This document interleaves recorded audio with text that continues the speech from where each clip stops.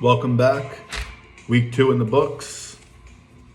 What better way to celebrate a birthday than to win? Ain't that right, Gaz? I mean, I gotta congratulate you. I didn't expect to see 2-0 on the schedule on September 22nd. I apologize for getting this out a day late. My mother had a birthday. Just so happens Chris is the same birthday and expects me to work at night. I'm going out to dinner. Can't even enjoy a nice little ribeye steak without Chris chirping at me, the commissioner who does so much work for this league. But I digress. Christopher, congratulations on your win. Congratulations on your birthday. And without further ado, let's get into the matchups. Let's start. This week, one of the biggest blowout weeks I've ever seen. I'm going to quickly go down the list right here. 26-point margin, 33-point margin, 33-point margin, 40-point margin, 60-point margin, 30-point margin. This wasn't even a good matchup this week. This week sucked. Week 2 was awful. You had 4 teams below 87 points, and you had 4 teams above 125 points, and no one played each other, which I guess is good. You don't want to have guys with high points against and high points for and have 0-2 records, which we'll get into in a little bit. But without further ado, let's get into the matchups here. Let's start with a little Hoboken rivalry here. We got Juan Tafanta versus Skinny Kyle. The roommate battle, former roommate battle, RIP. This one wasn't really close. Russell lost by 30. He had Jonathan Taylor score 5 points. He had Clyde Edwards-Helaire score 2 points.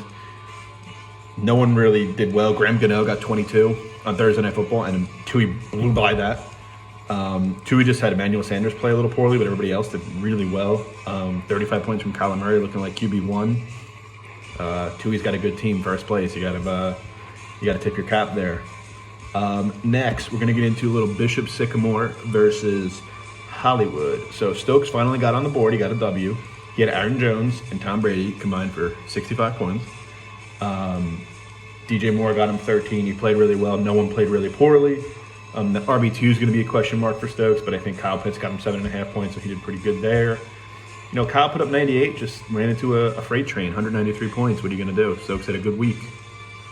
Bishop Sycamore, 131. Hollywood, 98.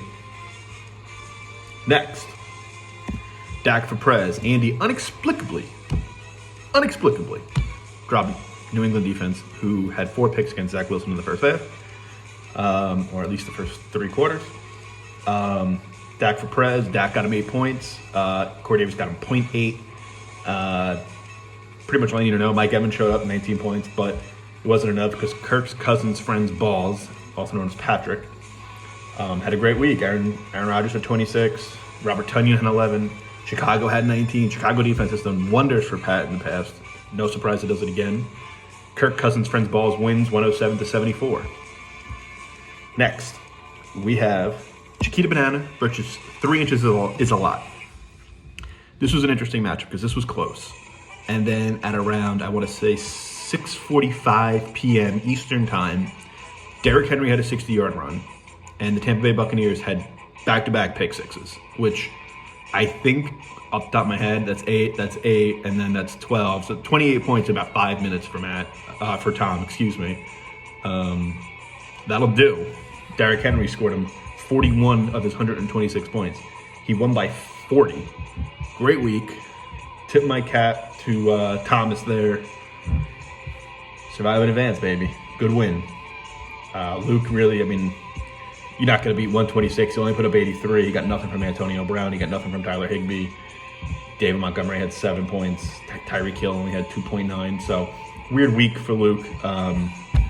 But really, if you're going to have a bad week, have it against a guy that goes off for 126 points. So, good on you.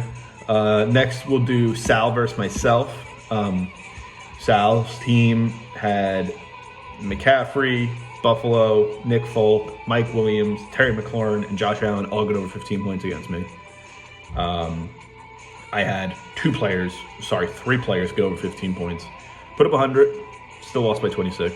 Sal had a good week. Sal's a good team. Sal's 2-0, 126 to 100. My wide receivers continue to combine for less than 20 points. So as long as that happens, I expect to not win any games. And last but not least, we have Chuba Hubbard versus Herbert Avenue in the biggest blowout of the week. A 59-point victory for Chuba Hubbard. He had everything going right. He had Kittle, Eli Mitchell, and Joe Mixon combined for 13 points. The rest of his team got 117. That's pretty good. Juju got 10. Cortland Sutton got 15. Cooper Kupp, who's saving Chris's bacon, got 27. Lamar Jackson got 34. I mean, he just went off. Dylan's team is a team that's good on paper, not good in real life.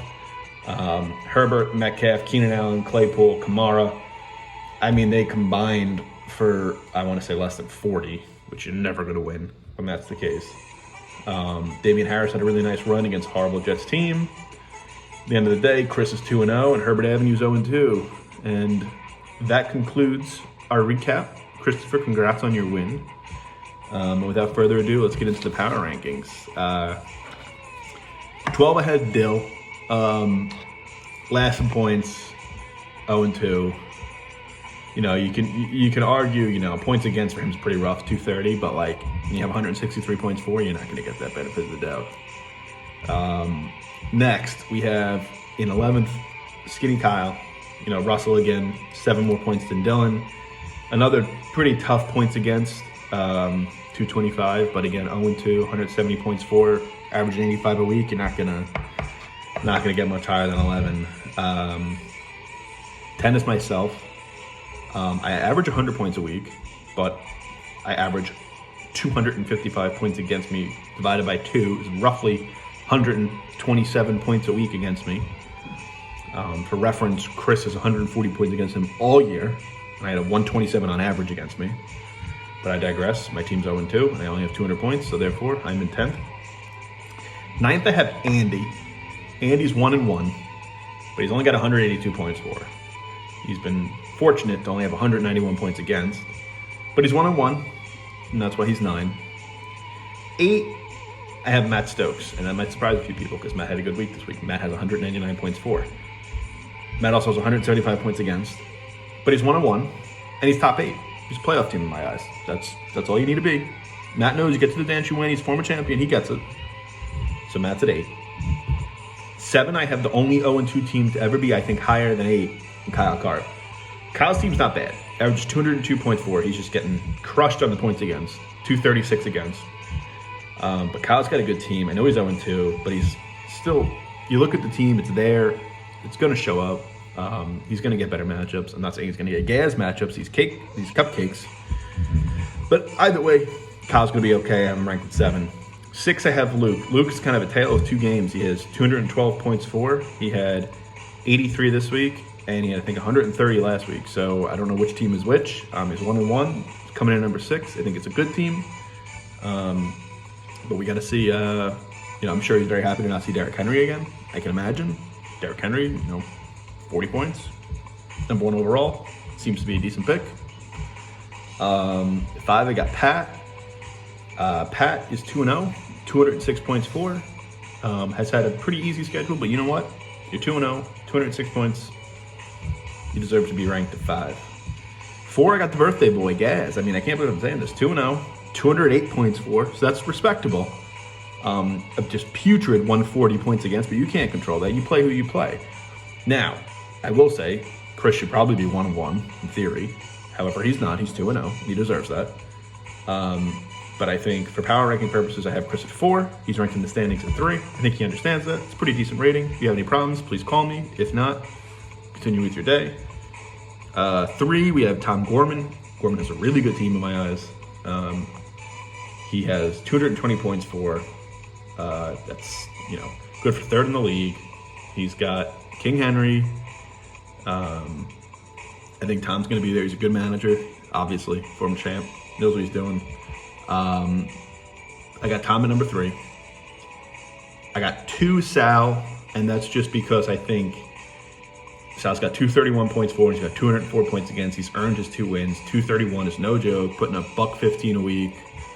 That's what Bills Mafia does. I mean, Sal's got to be happy with that. Port Authority Police, I think they're pretty happy to see their own boy doing pretty well. And first, back-to-back weeks, it's John Tui.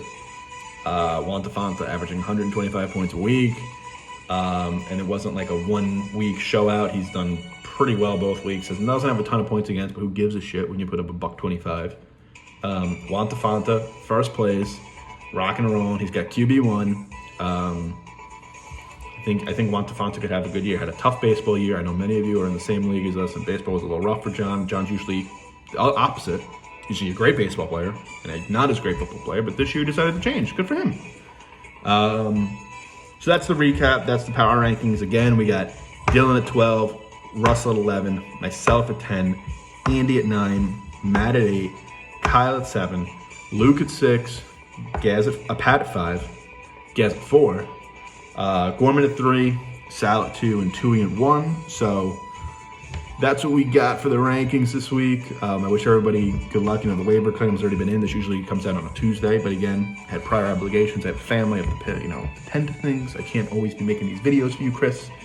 But I made this video for you today on Wednesday. I hope you got your waiver picks in, like I said, and I hope this week brings everybody a victory. I mean, it's not going to happen, you know that, but I'm looking at the matchups right now. It should be pretty good.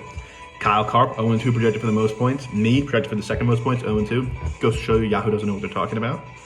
But at the end of the day, you got to play the game. So with that being said, I wish everybody the best week. And let's hope Zach Wilson doesn't throw 4 picks this week.